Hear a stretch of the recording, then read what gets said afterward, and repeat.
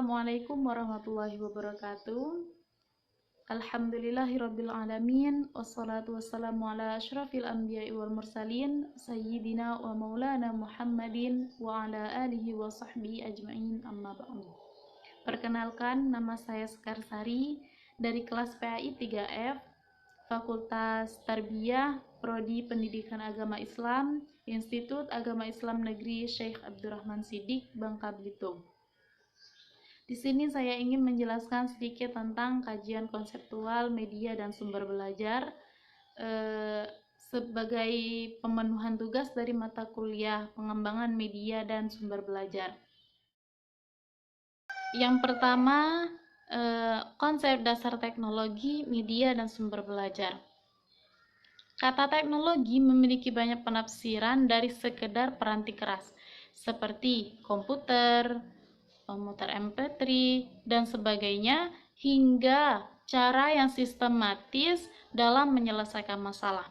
Kata teknologi sendiri berasal dari bahasa Yunani, yaitu teknologia, yang mana artinya tek adalah kemampuan, sedangkan logia adalah ungkapan. Teknologi sendiri berkaitan dengan pemanfaatan dan pengetahuan tentang perkakas dan keterampilan.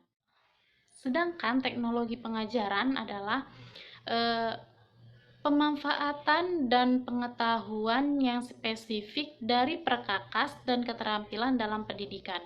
Contohnya, penggunaan komputer, peranti kelas pendidikan jarak jauh, internet, dan lain sebagainya. Yang kedua adalah media.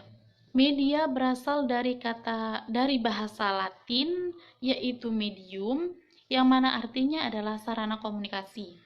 Kata ini merujuk pada apa saja yang membawa informasi antara sumber dan penerima. Yang dikategorikan dasar media adalah teks, audio, visual, video, perekayasa atau benda-benda, dan orang. Tujuannya adalah untuk memudahkan komunikasi dalam belajar. Format media merupakan bentuk fisik yang di dalamnya berupa pesan yang disertakan dan ditampilkan. Contohnya, papan tulis, medianya yaitu teks dan visual. Ya, contoh yang kedua yaitu multimedia komputer. Medianya audio, teks, dan video. Selanjutnya yang ketiga adalah sumber belajar. Sumber belajar sebagai semua sumber, baik itu data, manusia, dan barang, yang dapat dipakai oleh pelajar sebagai suatu sumber tersendiri atau dalam kombinasi untuk memperlancar belajar. Macam-macam sumber belajar yaitu pesan, bahan, orang, alat, teknik, dan lingkungan. Sumber belajar dapat dibagi menjadi dua macam, yaitu by design dan by utilization. By design merupakan sumber belajar yang sengaja dirancang dan dibuat untuk membantu belajar mengajar. Contohnya, buku, brosur film, video, dan lain sebagainya. Yang kedua, by utilization, yaitu dengan pemanfaatan, merupakan sumber belajar yang dimanfaatkan guna memberikan kemudahan kepada seseorang dalam belajar. Dalam hal ini dapat berupa segala sumber yang ada di sekitar. Contohnya, pasar, toko, museum, tokoh agama atau tokoh masyarakat, dan lain sebagainya. Fungsi sumber belajar yaitu yang pertama sebagai pengulangan bagi anak untuk menguasai kemampuan atau keterampilan tertentu. Yang kedua, untuk memperkaya pengetahuan dengan menggunakan berbagai alat, buku, narasumber, atau tempat. Yang ketiga, meningkatkan perkembangan anak dalam berbahasa melalui komunikasi dengan mereka tentang hal-hal yang berhubungan dengan sumber belajar atau hal lain. Adapun faktor-faktor yang harus dipertimbangkan dalam pemilihan format media, diantaranya yang pertama, teknologi dan media yang tersedia, yang kedua, keragaman peserta didik, yang ketiga, tujuan yang harus dicapai, yang keempat, keadaan pengajaran, yang kelima, kemampuan menyajikan dari tiap-tiap format media.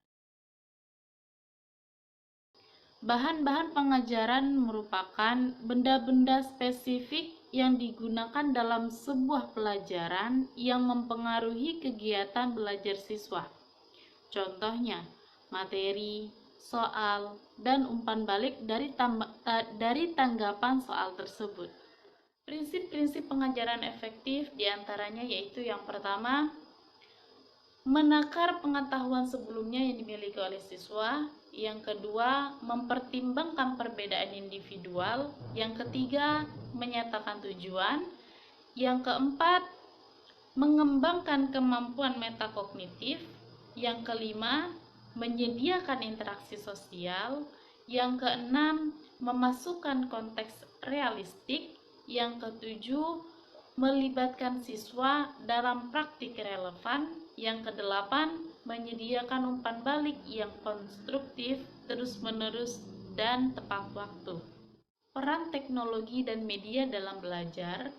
Jika pembelajaran berpusat pada guru, maka teknologi dan media tersebut digunakan untuk mendukung penyajian pengajaran.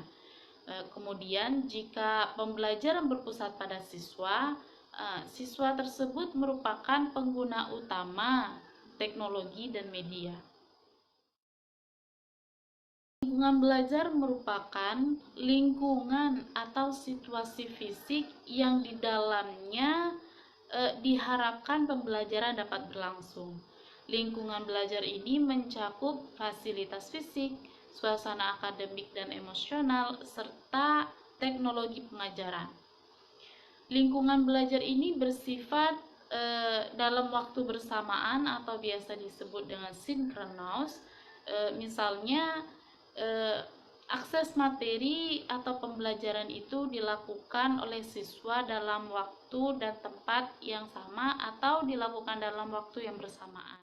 Lingkungan belajar juga bersifat tidak dalam waktu bersamaan atau yang disebut asinkronus, di mana akses materi yang dilakukan oleh para siswa dilakukan pada waktu berbeda dan tempat berbeda pula. Baiklah, mungkin hanya itu yang dapat saya jelaskan terkait tentang kajian konseptual media dan sumber belajar.